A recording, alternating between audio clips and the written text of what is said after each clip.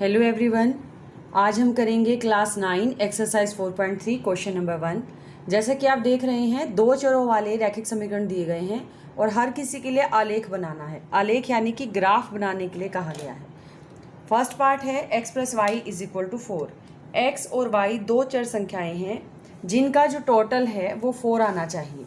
तो हम इसको दो तरीके से हल कर सकते हैं। हमने ग्राफ पेपर ले लिया है। ग्राफ पेपर के ऊपर हमें ऐसी वैल्यूज़ चाहिए जिनका टोटल 4 आता हो। हम चाहें तो इसको सॉल्व करके देख सकते हैं या फिर हम इसे x और y ऐसी वैल्यूज़ ले सकते हैं जिनका टोटल 4 है। जैसे x अगर 0 है और y 4 है तो टोटल इसका 4 होगा। इसी तरह से x अगर 4 है और y 0 है तब भी इसका टोटल 4 होगा। अगर x को 2 ले लेते हैं, y को 2 ले लेते हैं तब भी इसका टोटल 4 होगा। हम इसको सॉल्व करके देखना चाहें जैसे पहले करते आए हैं तो वो भी ठीक है। और ये क्योंकि सिंपल इक्वेशन है इसलिए हम इसको सीधे सीधे नंबर भी ले सकते हैं जिनका टोटल 4 आ रहा हो। तो हमने ये 3 वैल्यूज़ जो है ले ली। अब इसे ग्राफ पे दिखाने के लिए हमने एक्स एक्सिस ली है जहाँ पे दोनों एक्सिस कट करती हैं। ये क्या है? मूल बिंदु है। जहाँ पर दोनों अक्ष, ये हमारा एक्स अक्ष है जो समांतर तरीके से है और जो ऊर्ध्वाधर है वो हमारा वाई अक्ष है। जहाँ पे दोनों काट रही हैं वो इसका मूल बिंदु है और मूल बिंदु के निर्देशांक होते हैं 0 0। यानी कि यहाँ से आप किसी भी तरफ देखिए तो एक नज़र आता है। 0 से इधर देखा एक, ऊपर की तरफ देखा एक, लेफ्ट में देख रहे हैं तो भी एक, लेकिन माइनस में, ऐसे ही राइट में देख रहे हैं तब भी एक। इस बात का ध्यान रखेंगे कि 0 के चारों तरफ एक दिखाई देना चाहिए। कुछ बच्चे इधर से 1 2 3 शुरू कर देते हैं, ऐसा नहीं करना। 0 से चलेंगे तो पहले 1 तक ही आएंगे, चाहे वो प्लस की डायरेक्शन में हो चाहे वो माइनस के अंदर हो। अब इसके अंदर हमें पहला पॉइंट दिखाना है जब x 0 है और y जो है वो 4 है। तो जब x 0 है, हमने अभी कहा कि ये एक मूल बिंदु है और इसके दोनों बिंदु 0 हैं, तो हमने 0 से शुरू किया और कितनी ऊंचाई तक जाना है जहाँ पर y 4 आ जाता है। ये बिंदु हमारे पास आ गया जिसके अंदर x 0 है और y 4 है। इसी तरह से फिर हमने देखना है कि जहाँ पे x 4 है और y 0 है, तो ये जो पॉइंट हमारे पास है इसमें x 0 है, x 4 है और y जो है वो 0 है। अब 2 और 2 के लिए x 2 और इसकी ऊंचाई कहाँ तक जा रही है? जब तक y 2 नहीं आ जाता, यहाँ तक इसकी ऊंचाई गई है। तो ये हमारे पास पॉइंट हो गया 2, 2। ये 3 पॉइंट्स हो गए हमारी जो भी आलेख बनाना है उसके लिए। इन तीनों बिंदुओं को हम जोड़ दें क्योंकि ये रैखिक समीकरण है, तो जब भी हम इन्हें जोड़ेंगे तो हमेशा ही एक सीधी सरल रेखा हमारे पास आएगी। जो रेखा होगी वो हमेशा ही सीधी होगी। हम चाहें तो इनका नाम भी लिख सकते हैं ABC, वरना ऐसे भी ये ठीक है, इतना भी इसको छोड़ सकते हैं। तो हमें सबसे पहले क्या चाहिए था? हमें चाहिए था ग्राफ बनाना, ऐसे एक समीकरण जिसमें दोनों का x और y का मान जोड़ने पर 4 आंसर आए। तो हमने ऐसे नंबर चूज़ कर लिए। 0 4 इसका टोटल 4 है, 4 और 0 इसका भी टोटल 4 है, 2 और 2 का टोटल भी 4 है। और इन्हीं को दिखा दिया। x 0 यानी x वाली लाइन पे 0 और कहाँ तक जाएं? ये 0 है x का, ऊंचाई कितनी? y तक यानी 4 तक, तो ये बिंदु आ गया। फिर हमने कहा x 4, ये 4 बिंदु, ऊंचाई कितनी? 0 यानी ऊपर गए ही नहीं, तो ये पॉइंट आ गया। x 2 और ऊंचाई कितनी? y जब तक 2 नहीं आ जाता, तो ये हमारे पास पॉइंट आ गया। तो इस तरह से हमने ये पहला समीकरण जो है ये बना दिया। अब इसके बाद करेंगे इसका दूसरा भाग। दूसरे भाग में कहा गया है कि दो ऐसे संख्याएं हैं, दो ऐसे चर समीकरण हैं x और y, जिनको आपस में घटाएं तो 2 आंसर आता है। यानी दोनों का अंतर जो है वो 2 है। अब इसको भी हमने अपनी मर्जी से ले लिया, हम जो चाहे हम नंबर ले सकते हैं। अगर हम लेते हैं 2 और 0, 2 और 0 का अंतर लें तो हमारे पास 2 आ जाता है। इसी तरह से हमने ले लिया है 0 और माइनस का 2। अगर ये माइनस का 2 है तब भी हमारे पास इन दोनों के अंतर जो है वो 2 आ जाता है।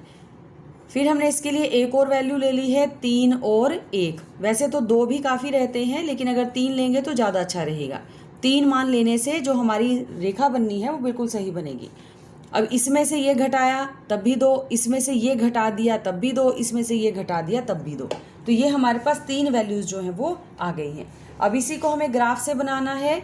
हमने देख लिया कि कौन सा हमारे पास सबसे बड़ा नंबर चल रहा है। किसी भी साइड पे हमें सबसे बड़ी जो संख्या चाहिए वो 3 चाहिए, तो उसी के हिसाब से हम इसके बॉक्स ले लें कि हमें एक तरफ ज़्यादा से ज़्यादा 3 बॉक्स की ज़रूरत है, उससे ज़्यादा की ज़रूरत नहीं है।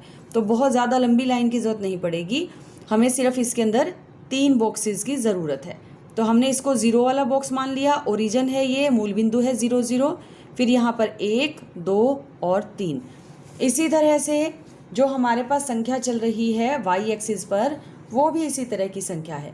अब 0 0 से पास करती हुई लाइन हमें चाहिए और ज़्यादा से ज़्यादा हमें ज़रूरत 2 की पड़ रही है, तो हमने 2 और 3 से ज़्यादा संख्या नहीं चाहिए। तो यहाँ से हमने दिखा दिया ये x x डैश है। x की तरफ नंबर हमारे प्लस में चलते हैं और x डैश की तरफ जो नंबर हैं वो माइनस में चलते हैं। लेफ्ट साइड में जब चल रहे हैं तो माइनस, ऊपर है तो प्लस और नीचे है तो माइनस। ये हमने 3rd चैप्टर में भी किया हुआ है कि कैसे हमें ग्राफ के लिए पॉइंट्स चाहिए, वो पॉइंट दिखाने के लिए। अब हमने देखा x है 2 और y है 0। x 2 यानी कि ये जो हमारे पास बिंदु है, इसमें x 2 है और y तो ऊंचाई के लिए देखते हैं, अब इसमें ऊंचाई नहीं चाहिए 0 होने की वजह से। फिर हमने कहा जब x 0 है और y -2, y -2 यहाँ नीचे की तरफ है, तो ये हमारे पास पॉइंट हो गया x 0 और y -2। फिर है x 3 और y जो है वो 1। ये जो बिंदु है इसके अंदर x 3 है और y जो है वो 1 है। इन तीनों बिंदुओं को जो हमने अभी लिए हैं आपस में ज्वाइन कर दिया, जिससे एक सीधी सरल रेखा जो है वो हमें मिल जाए।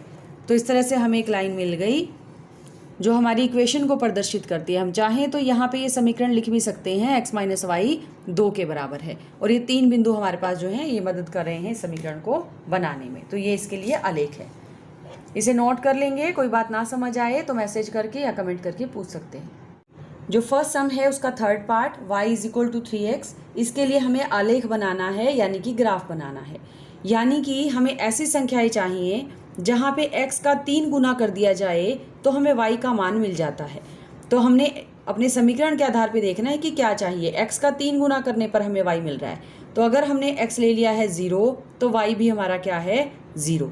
अगर हमने x ले लिया है 1 तो y हमारा क्या है 3। अगर हमने x को ले लिया है 2 तो y हमारा क्या है 6। तो इस तरह से हमारे पास जो है ये पॉइंट आ जाते हैं। कोई ज़रूरी नहीं है कि हमें हमेशा प्लस के ही साइन लेने हैं, हम अगर चाहें तो हम माइनस वाले निशान भी ले सकते हैं। कोई भी निशान लिया जा सकता है, प्लस का या माइनस का। अब इसका ग्राफ बनाना है तो हमने देखा सबसे बड़ा नंबर हमारे पास 6 चल रहा है y के लिए, तो हमें इस तरीके से लेना है कि कम से कम 6 बॉक्स हमारे एक लाइन के अंदर जो है वो दिखाई दे जाए। तो हमें 6 बॉक्स कम से कम कवर करने हैं।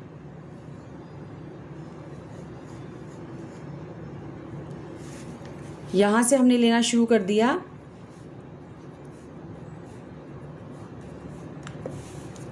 जहाँ पे ये हमारे पास बिंदु है जिसको हमने 0 लिया है, हमने पहले भी बताया इसका नाम क्या है, इसका नाम है मूल बिंदु, जिसके 0 0 निर्देशांक होते हैं।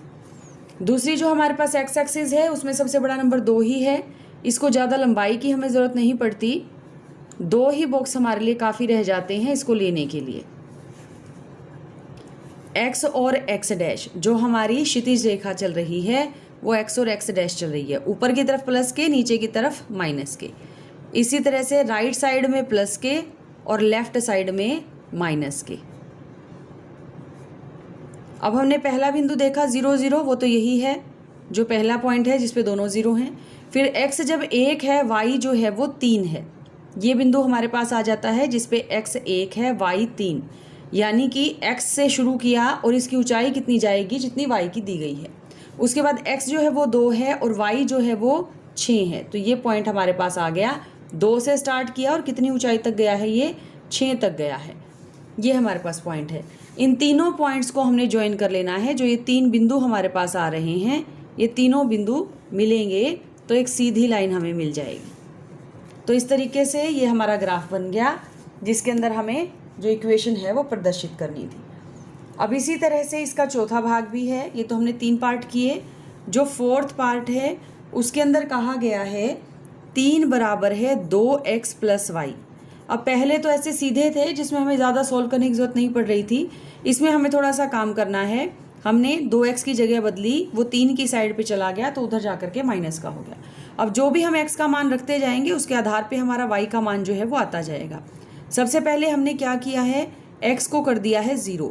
जैसे ही हमने x को 0 किया, 0 को 2 से गुना किया 0 और 3 में से घटाया तो ये 3 हमारे पास बन गया। फिर हमने देखा अगर हम y को 0 कर दें तो हमारा बटे में चला जाता है। उसकी बजाय हमने x को क्या कर दिया है 1। अगर 1 किया तो 3 में से 2 गए, ये भी 1। फिर हमने इसको कर दिया है 2, 2 2 4 और माइनस का है ये, इसलिए 3 जब इसमें प्लस हुआ तो माइनस का 1। तो ये हमारे पास 3 बिंदु आ गए जो कि हमें चाहिए थे। हमने इनको हल कर लिया है।